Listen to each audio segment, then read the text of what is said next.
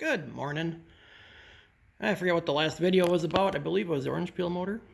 Well, here it is. It's out.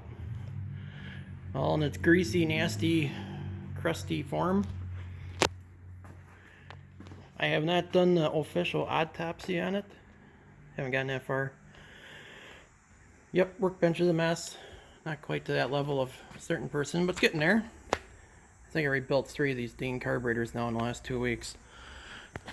It's getting crazy. Plus I got this setup done. Yep, Hudson. Definitely daydreaming about the old Hudson. I got this all ready to go. So a little luck, I'll get it up for my buddy, Ronnie. So that's that. 2 more carburetors I had to rebuild this week. It's been like a carburetor week. Have not touched the belly tank. Didn't happen. Don't ask. Didn't get that far in life. Priority was orange peel. So, this engine, I just kind of did a quickie through. Basically a cam. Bearings, gaskets. I had a set of heads already rebuilt. So that's what was going to go on here anyways. Not this particular engine, but whatever. The radiator hoses are still kind of janky. I had a different radiator I was going to put into it. Found out it was bad.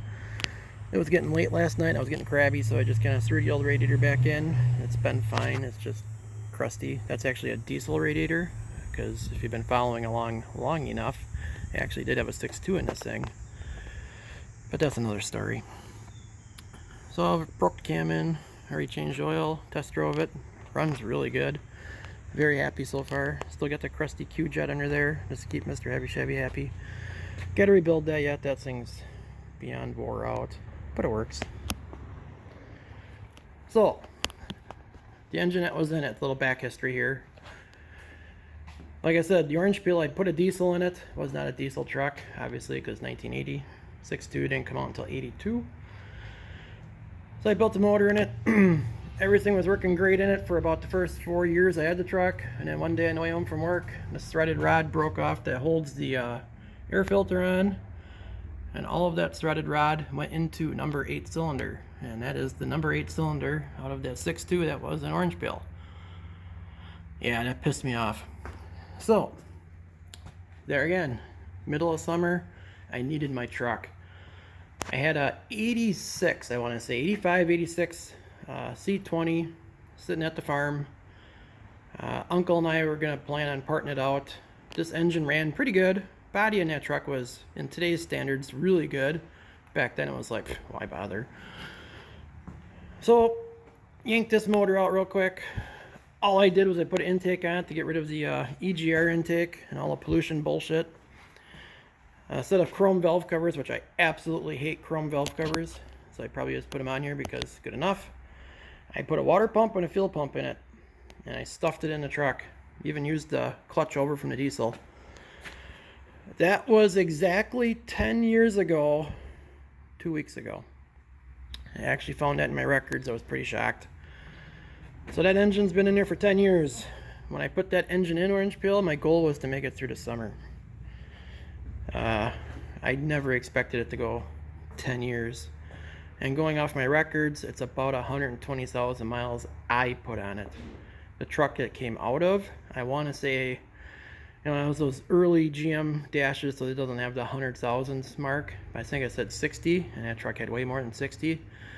So if I had to guess, this thing has 160 out of that truck, and another 110, 120 out of my truck. So she's tickling, you know, 300,000 miles on this little bugger.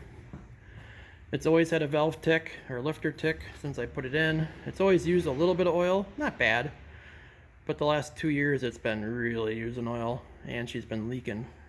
Front crank seal pretty much must be a piece of glass. It just runs out. So the bottom of my truck's nice and oiled. So I'm gonna get this apart, see what's going on. But essentially what happened here that made me really push the envelope to get it changed. Started making a knock. Oil pressure would be down to like 20 going down the freeway, about 5 at idle. Not horrible, but not good. So that is the latest and greatest. Got another square body trying to sneak its way out here. Neighbor. So I'm gonna get this apart. We'll do an autopsy on it, see what's left. I'm guessing there's probably nothing left of the cam, probably nothing left of the rings. Obviously there's one rod for sure coming out, but all the bearings are junk. I know the valve guides are shot, the valve seals are shot. It's just, it's worn out. And it's not even a good motor. It's not a 0010, it's just the Mexican one, so we'll see what's left of it.